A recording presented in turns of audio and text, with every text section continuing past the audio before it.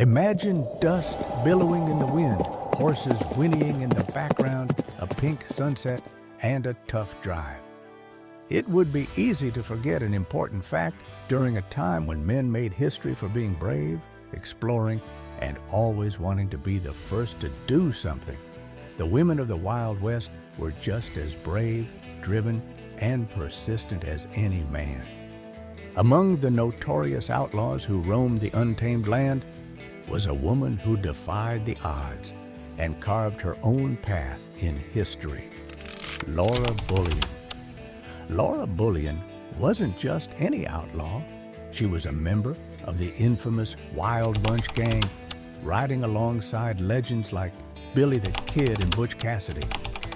In a world where men dominated the outlaw culture, Laura stood out not only for the brave things she did, but also for the amazing way she mixed being girly and tough at the same time.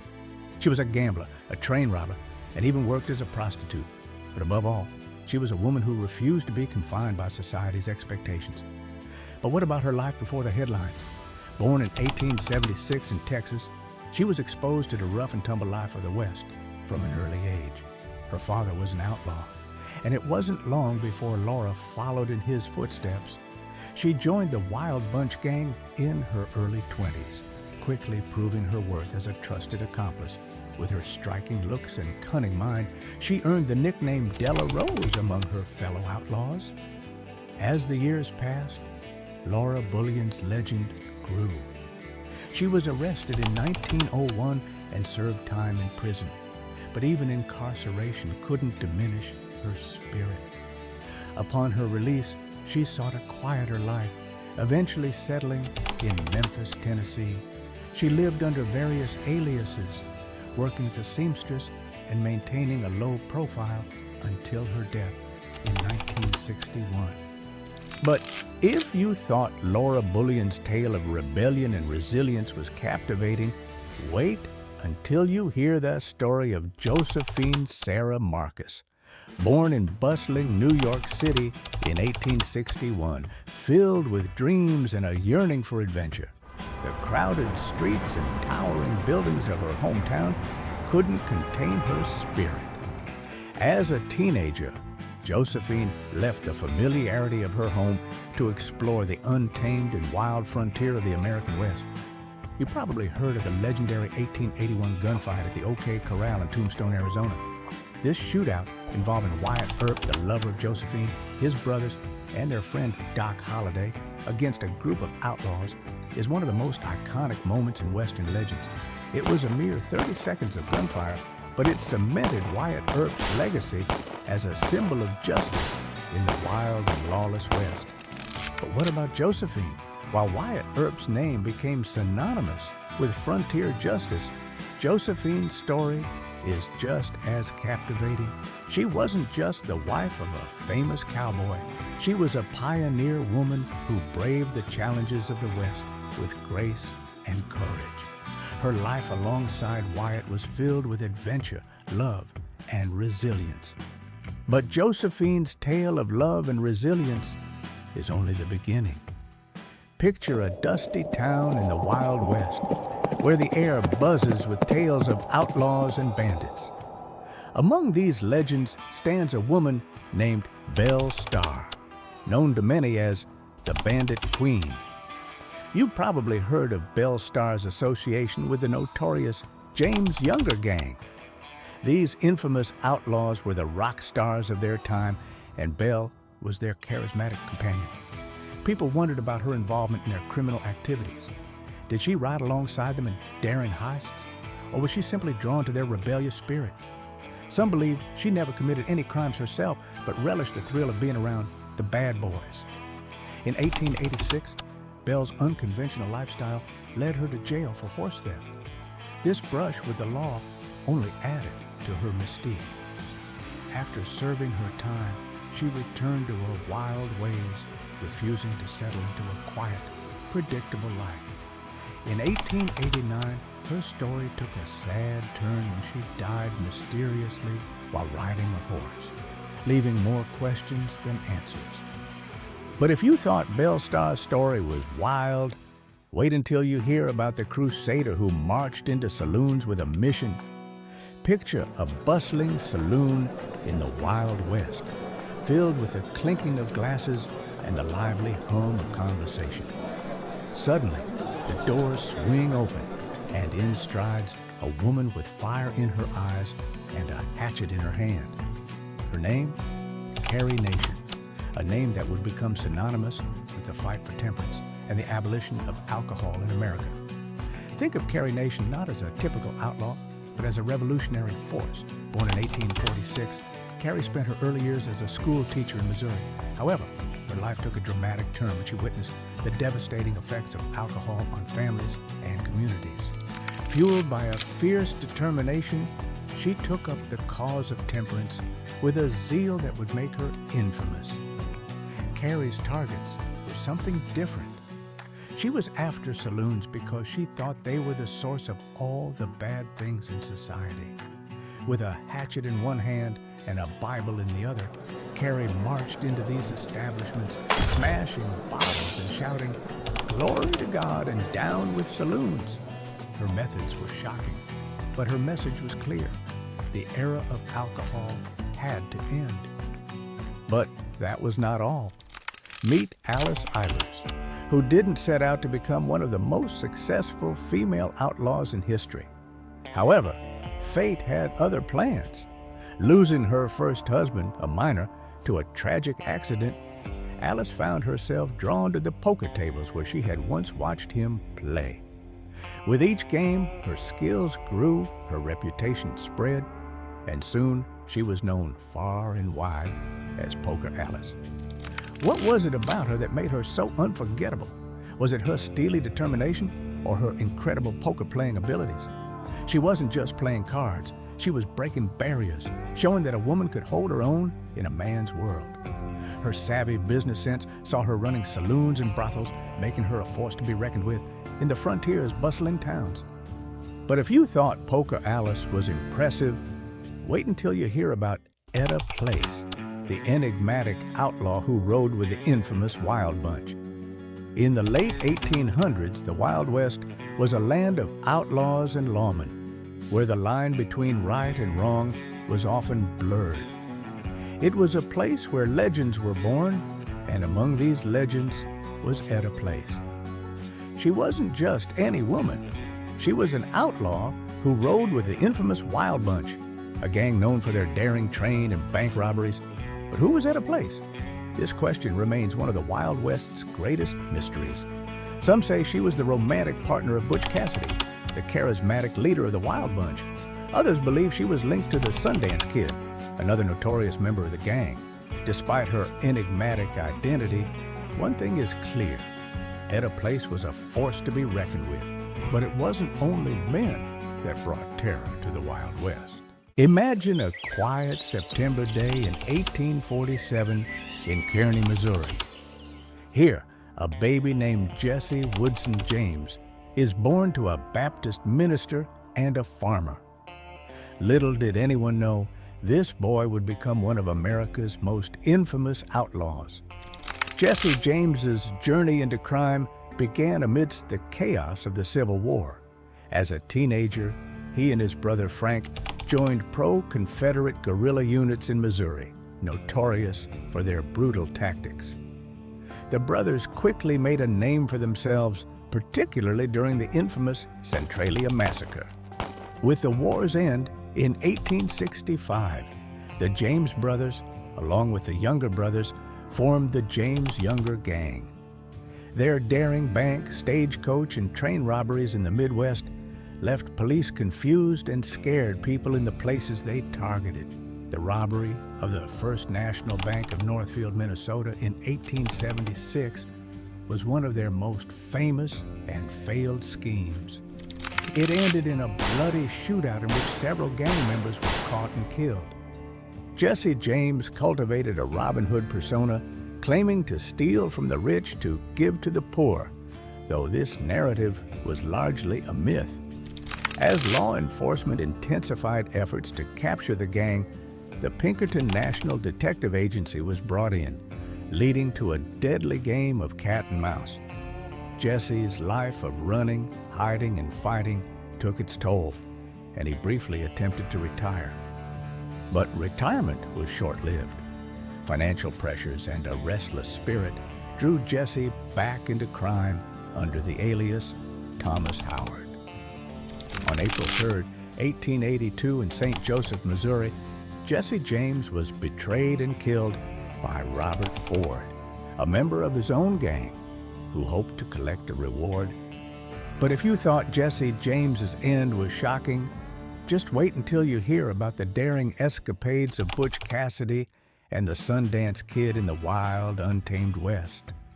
We moved to the dusty, rugged terrain of the American Wild West in the late 1800s. Two notorious outlaws roamed, Butch Cassidy and the Sundance Kid, known in real life as Robert Leroy Parker and Harry Alonzo Longabaugh. The brave things they did and the fact that they eventually fled to South America made them famous figures in the Wild West. Butch Cassidy, born Robert Leroy Parker, got his name after working in a butcher shop. He changed his name to the Sundance Kid after spending time in jail in Sundance, Wyoming. They were in charge of the notorious Wild Bunch gang, which robbed banks, trains, and stagecoaches. In 1899, the Wild Bunch pulled off a remarkable heist, robbing a Union Pacific Railroad train in Wyoming. Their repeated evasion of capture painted them as almost heroic figures, but relentless pursuit by law enforcement, especially the Pinkerton Detective Agency, meant their days were numbered. In 1901, Butch Cassidy, the Sundance Kid, and Sundance's girlfriend, Etta Place, fled to South America.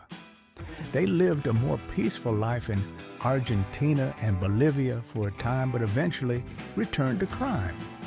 In 1908, they were cornered by the Bolivian army in San Vicente, leading to a shootout that likely ended their lives, though some believe they escaped. But if you thought their story was wild, wait until you hear about the notorious John Wesley Hardin. In the late 1800s, horses trotted by wooden shops in a dusty Texas town. The air was full of excitement. John Wesley Hardin, who was born on May 26, 1853 in Bonham, Texas, walked these streets. His name would become famous for all the wrong reasons. John's early years showed signs of greatness. His Methodist preacher father taught him a lot and taught him morals. Still, an angry attitude was dormant and ready to explode. John killed an ex-slave for the first time when he was 15 years old in 1868. This was the start of his legendary life as a criminal. He said he killed 42 men, which made him known as a dangerous gunfighter. Hardin's life as an outlaw was full of constant running away and crimes like gambling and stealing cattle. He started a huge search for him when he killed Deputy Sheriff Charles Webb in 1874. Captured by Texas Rangers in 1878, Hardin was sentenced to 25 years for Webb's murder. In prison, he studied law and, after 17 years, passed the bar exam, hoping to start anew as a lawyer. Hardin's private life was a mess. In 1872, he married Jane Bowen, and the two of them had a number of children. His life went into chaos after Jane died, and his marriage afterward was full of problems. Even though people tried to change Hardin, trouble followed him. He got involved with the law, including a plan to kill people for money. The last part of his life lived on the edge ended violently on August 19, 1895, when police officer John Selman Sr. shot him during a fight in the Acme Saloon in El Paso, Texas. But that was not all. This is John Henry Doc Holliday, got his degree in dentistry from the Pennsylvania College of Dental Surgery in 1872. He felt proud and excited to start his own practice. His tools were ready, and his future seemed bright. But soon, he got terrible news. He had tuberculosis, a deadly disease at the time. He needed to leave the humid South and move to the dry climates of the West to live longer. Think about changing from a quiet dental office to the noisy, rough saloons of the frontier towns. That was Doc Holliday's new life. His illness made it impossible to keep working as a dentist, so he turned to gambling. With cards in his hands instead of dental tools, he became known as a skilled gambler. The West was not just about card games. It was a place where fights were often settled with guns. Holliday, quick and sharp, became known not just for his gambling, but also as a good gunfighter. Stories about his shooting skills spread, and people respected and feared him. One important person in Holliday's life was Wyatt Earp. They were like a powerful team, facing the dangers of the West together. Their friendship was tested during the famous gunfight at the OK Corral. On October 26, 1881 in Tombstone, Arizona, Holliday stood with the Earp brothers in a fierce shootout. This fight became one of the most famous events in the history of the American West. Doc Holliday's life was also a story of decline. His frequent run-ins with the law, his lifestyle, and his worsening tuberculosis took a heavy toll. Imagine a man once full of energy slowly losing his battle with a relentless disease. His health got worse, making his bold actions fewer and making every day a struggle. Doc Holliday's story ended in Glenwood Springs, Colorado, on November 8, 1887.